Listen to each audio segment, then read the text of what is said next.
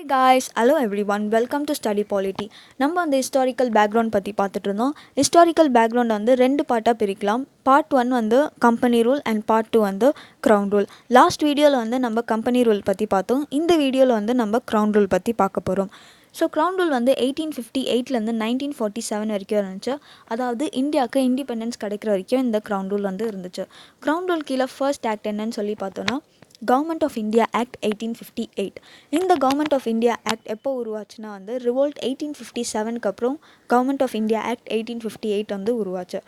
Revolt 1857 வந்து first war of இண்டிபெண்டன்ஸ்னு சொல்லலாம், அல்லது சிப்பாய் மியூட்டனியோ அப்படி சொல்லலாம். ஏன் இந்த ரிவோல்ட் வந்து உருவாச்சு, அதுக்கான காஸ் என்னன்னு பார்த்தீங்கன்னா நிறையா இருக்குது. Like political cause, economic cause, administrative cause, social and religious cause, military cause. But இதோட இமீடியட் காஸ் என்னன்னு பார்த்தோன்னா வந்து introduction of greased cartridges. New Enfield ரைஃபிள்ஸ்க்காக இந்த பிரிட்டிஷ் வந்து கிரீஸ் கார்ட்ரிஜஸ் வந்து இன்ட்ரடியூஸ் பண்ணாங்க. இந்த கிரீஸ் கார்ட்ரிஜஸில் வந்து fat of cow and pig இருந்துச்சு. கவ் வந்து இண்டஸ்க்கு வந்து சேக்ரெட் அனிமல் அண்ட் பிக் வந்து முஸ்லிம்ஸ்க்கு வந்து ஒரு அன்டச்சபிள் அனிமல். ஸோ இது வந்து ஒரு மெயின் காஸ் ஒரு இமீடியட் காஸ் அமைஞ்சது ரிவோல்ட் வந்து உருவானதுக்கு.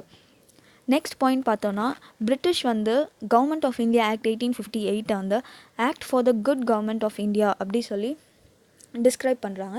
ஏன் அப்படி சொல்கிறாங்க பார்த்தீங்கன்னா, இதுக்கு முன்னாடி வரைக்கும் கம்பெனி ரூல் நடந்துச்சு. அந்த கம்பெனி ரூலில் வந்து ஈஸ்ட் இந்தியா கம்பெனியோட செல்ஃபிஷ் மோட்டிவ் இருந்துச்சு. இந்தியாவையோ யூஸ் பண்ணுறதுல அவங்க வந்து ப்ரைவேட் ட்ரேட் நடத்துகிறதும் பிரைப் பண்ணுறதும் இதெல்லாம் அவங்களோட செல்ஃபிஷ் மோட்டிவாக இருந்துச்சு. பட் க்ரௌன் ரூல் கீழே வந்து இந்தியாவுக்கு வந்து ஒரு குட் கவர்மெண்ட் கிடைக்கும் அப்படி சொல்லி பிரிட்டிஷ் வந்து இந்த ஆக்ட் மூலமாக சொல்கிறாங்க. அண்ட் என்னெல்லாம் பவர்ஸ் வந்து ஈஸ்ட் இந்தியா கம்பெனிக்கிட்ட இருந்துச்சோ அந்த பவர்ஸ்லாம் வந்து இப்போ வந்து பிரிட்டிஷ் க்ரௌன் கீழே ட்ரான்ஸ்ஃபர் ஆகிடுச்சு. ஸோ இம்பார்ட்டன்ட் ஃபீச்சர்ஸ் பார்க்கலாம். கவர்னர் ஜென்ரல் ஆஃப் இந்தியாவை வந்து வைஸ்ராய் ஆஃப் இந்தியாவாக மாற்றினாங்க, டெசிக்னேஷன் அகேன் மாற்றினாங்க. And Lord Canning was the first viceroy. Lord Canning வந்து first viceroy and is the direct representative of British crown in India. Next point பார்த்தோன்னா இந்த act வந்து double government வந்து அபாலிஷ் பண்ணுச்சு. நம்ம லாஸ்ட் வீடியோவில் பார்த்தோம் கம்பெனி ரூலில் பிட்ஸ் இந்தியா ஆக்ட் கீழே வந்து ஒரு new body call board of control வந்து உருவாச்சு. அந்த பாடினால் வந்து ஒரு டபுள் கவர்மெண்ட் வந்து எஸ்டாப்ளிஷ் ஆச்சுன்னு பார்த்தோம். இந்த ஆக்ட் மூலமாக அந்த டபுள் கவர்மெண்ட்டை வந்து அபாலிஷ் பண்ணுறாங்க. நெக்ஸ்ட் வந்து செக்ரட்டரி ஆஃப் ஸ்டேட்டுன்னு ஒரு நியூ ஆஃபீஸை வந்து க்ரியேட் பண்ணுறாங்க. அண்ட் இந்த செக்ரட்டரி ஆஃப் ஸ்டேட் கீழே வந்து complete authority over Indian administration வந்து கொடுக்குறாங்க. அண்ட் இந்த செக்ரட்டரி ஆஃப் ஸ்டேட் வந்து பிரிட்டிஷ் கேபினெட்டோட ஒரு member and is fully responsible to the British parliament. இவங்களை அசிஸ்ட் பண்ண வந்து ஒரு 15 மெம்பர் கவுன்சிலை வந்து உருவாக்குறாங்க. அண்ட் இந்த 15 மெம்பர் கவுன்சிலும் ஜஸ்ட் அட்வைசரி பாடி தான். இவங்க சொல்கிறதெல்லாம் செக்ரட்டரி ஆஃப் ஸ்டேட் கேட்கணுன்ற அவசியம் இல்லை. So secretary of state was made the chairman of the council. எந்த ஒரு கவுன்சில் வந்து உருவாக்குனாலோ செக்ரட்டரி ஆஃப் ஸ்டேட் தான் அதோட ஹெட்டாக இருப்பாங்க, அதாவது சேர்மனாக இருப்பாங்க. நெக்ஸ்ட் வந்து இந்தியன் கவுன்சில் ஆக்ட் 1861, 1892, 1909. ஸோ ரிவோல்ட்டுக்கு அப்புறம் வந்து ஒரு ஸ்மூத்தான அட்மினிஸ்ட்ரேஷன் வந்து உருவாக்க வந்து பிரிட்டிஷ் வந்து இந்தியன்ஸ் கிட்ட வந்து ஒரு கோஆப்ரேஷன் தேவைப்பட்டுச்சு. ஸோ அந்த கோஆப்ரேஷன் சீக் பண்ணுறதுக்காக இந்தியன்ஸ்க்கு வந்து சில சலுகைகள்லாம் கொடுக்க ஆரம்பித்தாங்க. ஸோ அந்த சலுகைகளில் ஆக்ட்ஸ் மூலமாக கொடுக்க ஆரம்பித்தாங்க. So important features of Indian council act 1861 first பார்க்கலாம். இந்தியன்ஸை வந்து நாமினேட் பண்ணாங்க வைஸ்ராய் நான் ஒஃபிஷியல் மெம்பராக in legislative council law making பாடியில் வந்து நாமினேட் பண்ணாங்க ஆஸ் அ நான் ஒஃபிஷியல் மெம்பர். நெக்ஸ்ட் இன் 1862 வந்து லார்ட் கேனிங் வந்து 3 இந்தியன்ஸை வந்து நாமினேட் பண்ணாங்க டு த லெஜிஸ்லேட்டிவ் கவுன்சில். யாரெல்லாம் பார்த்தீங்கன்னா Raja of Benares, Maharaja of Patiala and sir Dinkar Rao. இவங்க 3 பேரையும் வந்து லார்ட் கேனிங் வந்து 1862 வந்து நாமினேட் பண்ணாங்க. நெக்ஸ்ட் வந்து டீசென்ட்ரலைசேஷன், இம்பார்ட்டன்ட் டீசென்ட்ரலைசேஷன். ஸோ இதுக்கு முன்னாடி நம்ம பார்த்தோம் பாம்பே அண்ட் மெட்ராஸ் பிரசிடென்சியை வந்து சபார்டினேட் பண்ணாங்க, அதாவது ஃபுல்லி சென்ட்ரலைஸ்ட் டெண்டன்சியை வந்து உருவாக்குனாங்க. பட் இந்த ஆக்ட் மூலமாக வந்து திருப்பி டீசென்ட்ரலைசேஷன் கொண்டு வராங்க. லெஜிஸ்லேட்டிவ் பவர்ஸ் வந்து பாம்பேக்கும் மெட்ராஸ் பிரசிடென்சிக்கும் திருப்பி வந்து தராங்க. அதான் ரெகுலேட்டிங். நெக்ஸ்ட் பாயிண்ட் வந்து அதான் சொல்லியிருக்காங்க, ரெகுலேட்டிங் ஆக்ட் மூலமாக வந்து சென்ட்ரலைஸ் டெண்டன்சியை வந்து கொண்டு வந்தாங்க. இப்போ அதை வந்து திருப்பி வந்து டீசென்ட்ரலைசேஷன் ஆக்குறாங்க. நெக்ஸ்ட் வந்து இதன் மூலமாக வந்து கம்ப்ளீட் இன்டர்னல் அட்டானமி வந்து மெட்ராஸ் அண்ட் பாம்பே ப்ராவின்சஸ்க்கு வந்து தரப்பட்டுச்சு. நெக்ஸ்ட் வந்து new legislative council of Bengal North West Frontier Province Punjab வந்து உருவாக்கப்பட்டுச்சு. நியூ லெஜிஸ்லேட்டிவ் கவுன்சில் இந்த ரெஸ்பெக்டிவ் இயர்ஸ் 1862 வந்து பெங்காலுக்கு உருவாக்கப்பட்டுச்சு. 1866 வந்து நார்த் வெஸ்ட் ஃப்ரான்டியர் அண்ட் 1897 வந்து பஞ்சாப்க்கு. நெக்ஸ்ட் வந்து recognition and portfolio system. So first time வந்து போர்ட்ஃபோலியோ சிஸ்டம் வந்து இன்ட்ரடியூஸ் பண்ணுறாங்க லார்ட் கேனிங் இன் 1859. போர்ட்ஃபோலியோ சிஸ்டம்னா மினிஸ்ட்ரி லைக் ஃபினான்ஸ் மினிஸ்ட்ரி இருக்குது, டிஃபென்ஸ் மினிஸ்ட்ரி இருக்குது. ஸோ இதெல்லாம் வந்து போர்ட்ஃபோலியோ அப்படி சொல்லுவாங்க. ஸோ ஃபர்ஸ்ட் டைம் வந்து இந்த ஆக்ட் மூலமாக போர்ட்ஃபோலியோ சிஸ்டம் வந்து லார்ட் கேனிங் வந்து இன்ட்ரடியூஸ் பண்ணுறாங்க இன் 1859. நெக்ஸ்ட் நம்ம பார்த்தோன்னா வந்து வைஸ்ராய் வந்து ஆர்டினன்ஸ் வந்து இஷ்யூ பண்ணலாம் அப்படி சொல்கிறாங்க. அண்ட் இந்த ஆர்டினன்ஸ்க்கான லைஃப் டைம் பார்த்திங்கன்னா வந்து 6 months. ஸோ நம்ம இதை ப்ரெசன்ட் டேயில் கனெக்ட் பண்ணோன்னா யாரெலாம் நம்ம இதில் வந்து ஆர்டினன்ஸ் இஷ்யூ பண்ணலான்னு பார்த்தீங்கன்னா பிரசிடென்ட் அண்ட் கவர்னர் ரெண்டு பேருமே ஆர்டினன்ஸ் இஷ்யூ பண்ணலாம். பிரசிடென்ட் வந்து அந்த ஆர்டிக்கல் 123 வந்து ஆர்டினன்ஸ் இஷ்யூ பண்ணலாம். அண்ட் கவர்னர் வந்து அந்த ஆர்டிக்கல் 213 வந்து ஆர்டினன்ஸ் வந்து இஷ்யூ பண்ணலாம். அண்ட் இதே லைஃப் டைம் தான் 6 months. நெக்ஸ்ட் வந்து features of Indian council act 1892. இது வந்து சேம் ஆஸ் பிஃபோர் நம்ம பார்த்த ஆக்டாக இது வந்து இம்ப்ரூவ்மெண்ட்டுக்கான ஒரு இது தான். ஒரு ஸ்மூத் அட்மினிஸ்ட்ரேஷன் வந்து பிரிட்டிஷ்க்கு வேணும், அதுக்கான இது வந்து அவங்க கொடுக்க ஆரம்பித்தாங்க. Increase the functions of legislative கவுன்சிலாக இருக்கட்டும். அண்ட் மெயின் வந்து பவர் ஆஃப் டிஸ்கஸிங் த பட்ஜெட்டை அண்ட் கொஸ்டின் த எக்ஸிக்யூட்டிவ் அப்படி சொல்கிறாங்க. ஸோ இதுக்கு முன்னாடி வரைக்கும் பட்ஜெட்டில் வந்து டிஸ்கஸ் பண்ண வந்து பவர் இல்லை அண்ட் கொஸ்டின் த எக்ஸிக்யூட்டிவ்க்கும் பவர் இல்லை. ஆனால் இந்த ஆக்ட் மூலமாக வந்து power of discussing the budget கொடுக்குறாங்க அண்ட் எக்ஸிக்யூட்டிவை கொஸ்டின் பண்ண வந்து பர்மிஷன் தராங்க. ஸோ நெக்ஸ்ட் வந்து the act made limited and indirect provision for the use of election in filling non official seats அப்படி சொல்கிறாங்க in both central and provincial legislative கவுன்சிலாக. But இந்த வேர்ட் எலெக்ஷன் வந்து இந்த ஆக்டில் வந்து எங்கேயும் யூஸ் பண்ணல அப்படி சொல்கிறாங்க. நெக்ஸ்ட் நம்ம பார்த்தோன்னா வந்து இந்தியன் கவுன்சில் ஆக்ட் 1909 அதோட ஃபீச்சர்ஸை very important act of 1909. Indian council act 1909 இதை வந்து மின்டோ மார்லே ரிஃபார்ம்ஸ்னு சொல்லலாம். ஸோ மின்டோ மார்லே ரெண்டும் தனித்தனி பேர். அண்ட் இதில் யார் வந்து செக்ரட்டரி ஆஃப் ஸ்டேட்டை யார் வந்து வைஸ்ராய்னு கீழே கமெண்ட் பாக்ஸில் கமெண்ட் பண்ணுங்கள். இந்த கவுன்சில் ஆக்ட் வந்து என்ன ப்ரொவிஷன்ஸ் கொடுத்துச்சு பார்க்கலாம். It increase the size of the legislative council 16 60 வந்து இன்க்ரீஸ் பண்ணிச்சு சென்ட்ரல் லெஜிஸ்லேட்டிவ் கவுன்சிலை. நெக்ஸ்ட் வந்து பார்த்திங்கன்னா நெக்ஸ்ட் இம்பார்ட்டன்ட் பாயிண்ட் பார்த்திங்கன்னா மெஜாரிட்டி வந்து சென்ட்ரல் லெஜிஸ்லேட்டிவ் கவுன்சில் இருந்துச்சு நம்பர் ஆஃப் ஒஃபிஷியல்ஸை. பட் வந்து நான் ஒஃபிஷியல் மெம்பர்ஸ் வந்து இன்க்ரீஸ் பண்ண சொன்னாங்க மெஜாரிட்டியாக இன் ப்ரொவின்ஷியல் லெஜிஸ்லேட்டிவ் கவுன்சிலை. Members were allowed to ask supplementary question. So இதுக்கு முன்னாடி ஆக்டில் பார்த்தோன்னா பவர் டிஸ்கஸிங் த பட்ஜெட்டோட பவர் கொடுத்தாங்க அண்ட் கொஸ்டின் டு எக்ஸிக்யூட்டிவ் வந்து கொடுத்தாங்க. பட் அந்த கொஸ்டின் கேட்ட அப்புறம் உங்களுக்கு அதுக்கு ஆன்சர் கிடச்ச அப்புறம் திருப்பி ஒரு கொஸ்டின் கேட்கணுன்னா you are not allowed. But இதுக்கு இந்த ஆக்டில் வந்து சப்ளிமெண்ட்ரி கொஸ்டின்ஸ்க்கு வந்து அலோவ் பண்ணியிருக்காங்க, நீங்கள் இன்னொரு கொஸ்டின் கூட கேட்கலாம்.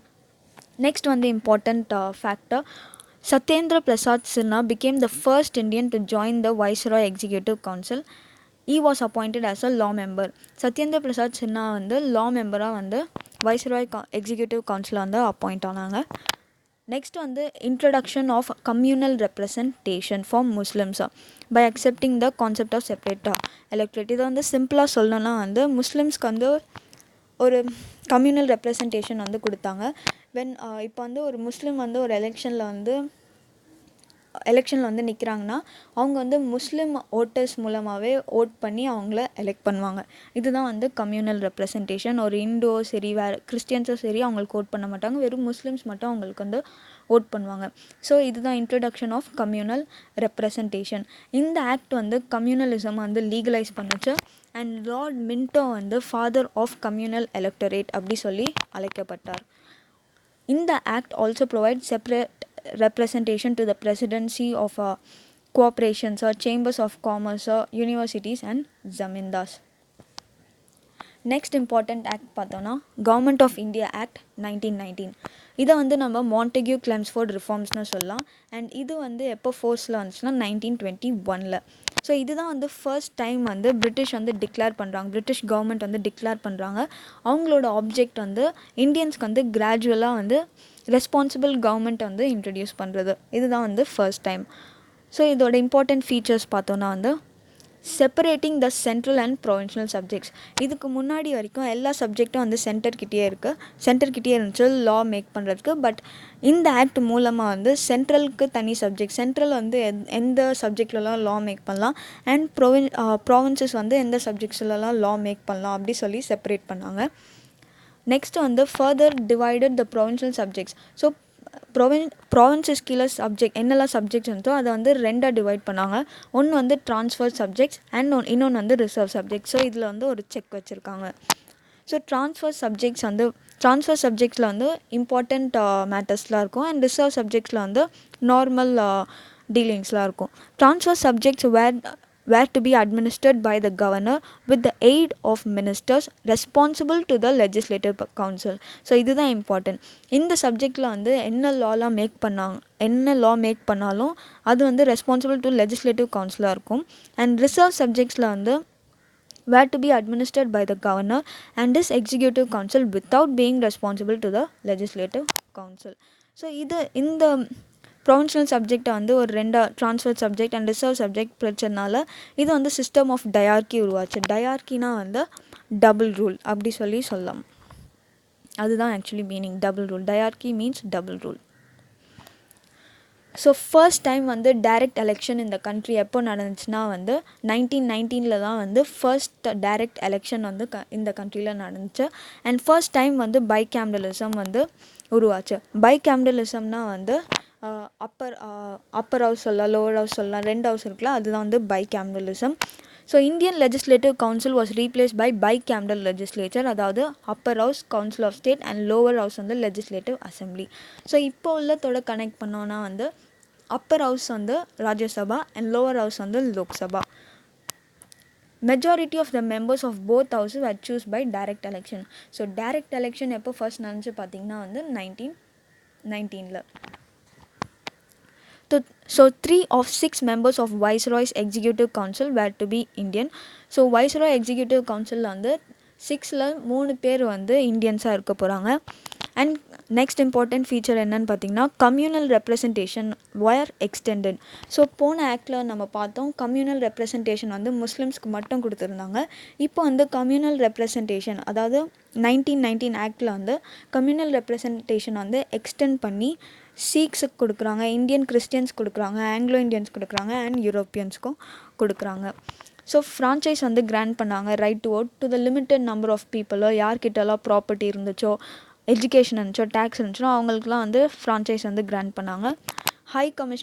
நியூ ஹை கமிஷனர் ஆஃபீஸை வந்து லண்டனில் வந்து செட்டப் பண்ணாங்க. And central public service commission வந்து 1926 வந்து உருவாக்கப்பட்டுச்சு for recruiting civil servants. First time வந்து ப்ரொவின்ஷனல் பட்ஜெட் வந்து செப்பரேட் பண்ணாங்க சென்ட்ரல் பட்ஜெட்லேருந்து. இதுக்கு முன்னாடி வரைக்கும் சென்ட்ரல் பட்ஜெட்டும் இருக்கும் சரி, ப்ராவின்ஸும் சரி, எல்லா பட்ஜெட்டும் வந்து ஒன்றா இருந்துச்சு. ஸோ இந்த ஆக்ட் மூலமாக கவர்மெண்ட் ஆஃப் இந்தியா ஆக்ட் 1919 மூலமாக வந்து ப்ராவின்ஸ் பட்ஜெட்டை வந்து செப்பரேட் பண்ணியிருக்காங்க சென்ட்ரல் பட்ஜெட்டில் இருந்து. So appointment of statutory commission to enquire into the report on its working after 10 years.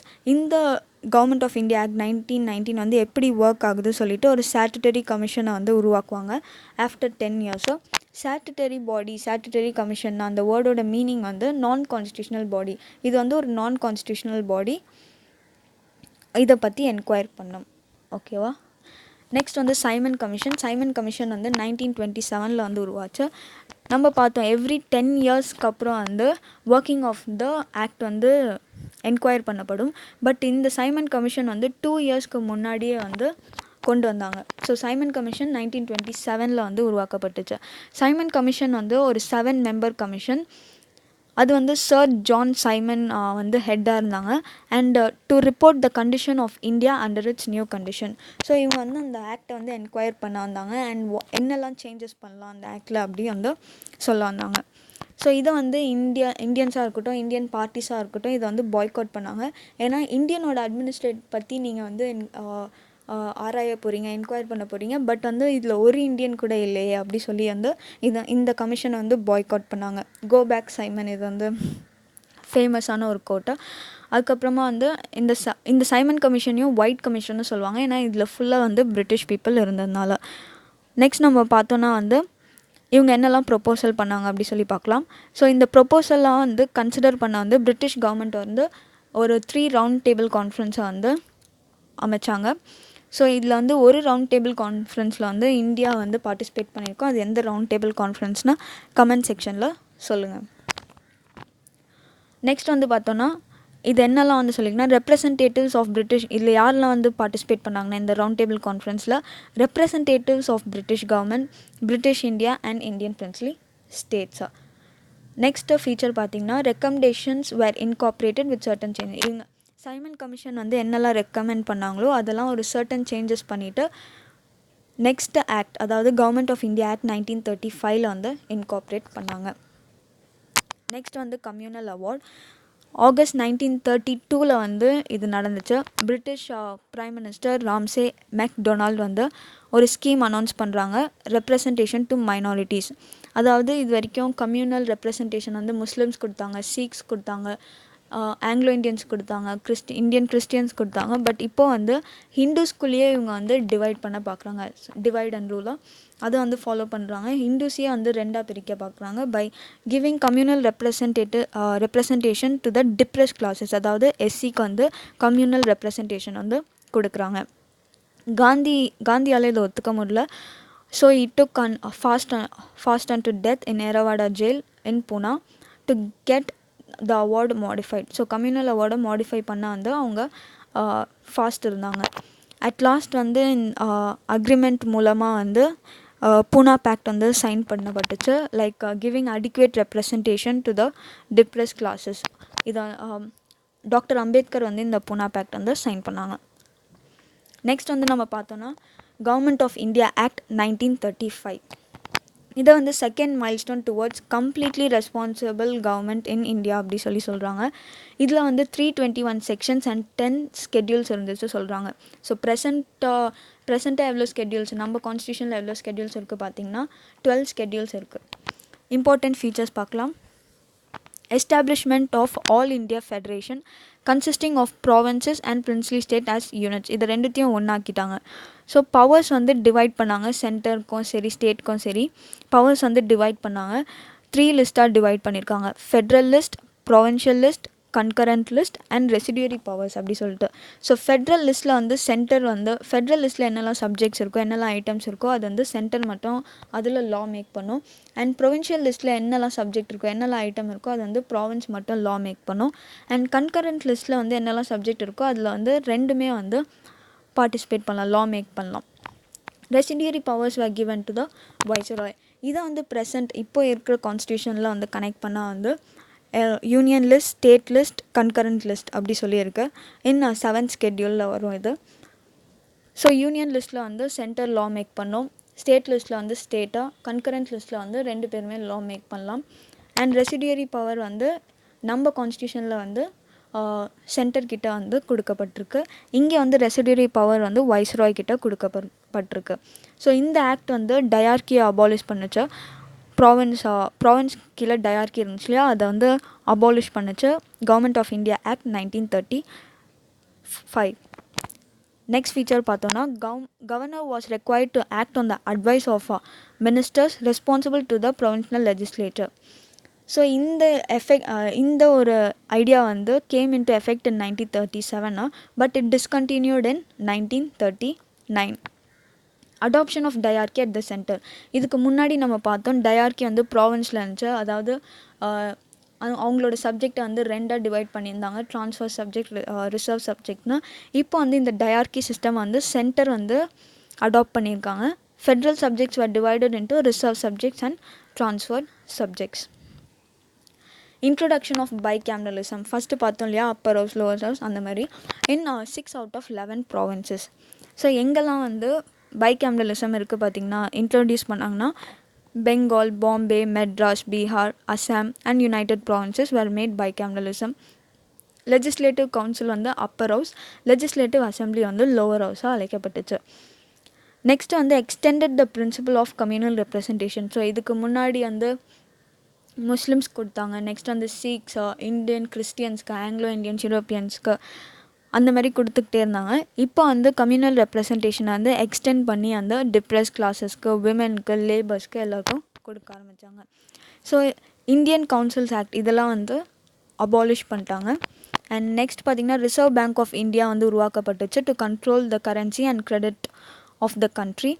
Next வந்து federal public service commission, provincial public service commission and joint public service commission இதெல்லாம் நடக்க ஆரம்பிச்சது. Joint public service கமிஷன்னா 2 or more province வந்து participate பண்ணுறது. So establishment of federal court எப்போன்னு பார்த்திங்கன்னா வந்து 1937. So the last thing, Indian Independence Act 1947. ஸோ Feb 20, 1947 British prime minister Clement Attlee வந்து டிக்ளேர் பண்ணுறாங்க பிரிட்டிஷ் ரூல் வந்து இந்தியாவில் வந்து June 30, 1948 வந்து முடிஞ்சிடும் அப்படி சொல்லிட்டு. ஸோ முஸ்லீம் லீக் வந்து டிமாண்ட் பண்ணுறாங்க பார்ட்டிஷன் ஆஃப் இந்தியாவுக்கு. அண்ட் June 3, 1947 வந்து பிரிட்டிஷ் கவர்மெண்ட் வந்து கிளியராக சொல்கிறாங்க என்ன கான்ஸ்டியூஷன் ஃப்ரேம் பண்ணுறீங்களோ பை த கான்ஸ்டியூண்ட் அசம்பிளி அது வந்து அந்த பார்ட்டில் தான் அப்ளை ஆகும். யார் வந்து அந்த கான்ஸ்டியூஷனை வந்து வில்லிங்காக எடுத்துக்கிறாங்களோ இந்த கான்ஸ்டியூஷன் வந்து யாருக்கும் ஃபோர்ஸ் பண்ணப்படாது அப்படி சொல்கிறாங்க கிளியராக. And on the same day June 3 Mountbatten plan வந்து இன்ட்ரடியூஸ் பண்ணுறாங்க. அதாவது partition plan which is also known as Mountbatten plan, also known as June 3 plan. இந்த மவுண்ட் பேட்டன் பிளானாக இருக்கட்டும், பார்ட்டிஷன் பிளானாக இருக்கட்டும், அல்லது June 3 பிளானாக இருக்கும், இதை வந்து காங்கிரஸும் சரி முஸ்லீம் லீகும் வந்து அக்செப்ட் பண்ணுறாங்க. ஸோ இது வந்து இமீடியட் எஃபெக்ட் வந்துச்சு. இந்தியன் இண்டிபெண்டன்ஸ் ஆக்ட் 1947 வந்து இமீடியட் எஃபெக்ட்டுக்கு வந்துச்சு. ஸோ இம்பார்ட்டன்ட் ஃபீச்சர்ஸ் பார்க்கலாம். இந்தியன் இண்டிபெண்டன்ஸ் ஆக்ட் 1947 வந்து பிரிட்டிஷ் ரூலை வந்து எண்ட் பண்ணுச்சு. Declared India as independent and sovereign state from August 15, 1947. Partition of India had created, so இந்தியாவோட பார்ட்டிஷன் வந்து 2 இண்டிபெண்ட் டொமினியன்ஸை க்ரியேட் பண்ணுச்சு. ஒன்று வந்து இந்தியா, இன்னொன்று வந்து பாகிஸ்தான். அபாலிஷ்ட் ஆஃபீஸ் ஆஃப் வைசராயோட ஆஃபீஸ் வந்து அபாலிஷ் பண்ணுச்சு. Provided each dominion a governor general by the British King on the advice of the Dominion Cabinet. Next வந்து எம்பவர்டு கான்ஸ்டியூண்ட் அசம்பிளிஸ் 2 dominions, 2 இந்தியாவும் சரி பாகிஸ்தானும் சரி to frame and adopt their own constitution வந்து சொல்லிச்சு empowered constitution assemblies. And abolished office of secretary of state and transferred the its functions to the Secretary of State and to Commonwealth Affairs. Freedom of Indian Princely States. So Indian princely ஸ்டேட்ஸ்க்கு வந்து choice கொடுக்கப்பட்டுச்சு. அவங்க either வந்து India கூட join பண்ணிக்கலாம், இல்லைனா வந்து பாகிஸ்தான் கூட join பண்ணிக்கலாம், இல்லைனா அவங்க வந்து இண்டிபெண்ட்டாகவே இருக்கலாம். Deprived of British monarch right to veto பில்ஸை வந்து வீட்டோ ஹோல்ட் பண்ண வந்து அவங்களுக்கு வந்து பிரிட்டிஷ் மொனார்க் வந்து டிப்ரைவ் பண்ணப்பட்டுச்சு அந்த ரைட்ஸை. And Governor General of India and Provisional Governors as constitutional nominal head. Governor General of India வந்து nominal head-ஆ வந்து create பண்ணாங்க. Discontinued the appointment of civil services and அதெல்லாம். நெக்ஸ்ட் வந்து பார்த்திங்கன்னா midnight of 14th and 15th August 1947 வந்து British rule came to an end and power was transferred to the 2 new independent dominions of India and Pakistan. Power வந்து India and பாகிஸ்தானுக்கும் கொடுக்கப்பட்டுச்சு. Lord Mountbatten became the first Governor General of New Dominion of India. So comment செக்ஷனில் சொல்லுங்கள் first Indian governor general யார் அப்படி சொல்லிட்டு. Jawaharlal Nehru as the first prime minister and constituent assembly வந்து 1946 வந்து form ஆச்சு. ஸோ இதுதான் க்ரௌன் ரூல். நெக்ஸ்ட் வீடியோ நம்ம வந்து மேக்கிங் ஆஃப் த கான்ஸ்டியூஷன் பார்க்கலாம். நாளைக்கு இல்லை அடுத்த நாளைக்கு. ஸோ இந்த வீடியோ உங்களுக்கு பிடிச்சிருந்துச்சுன்னா please like, share and subscribe. Thank you.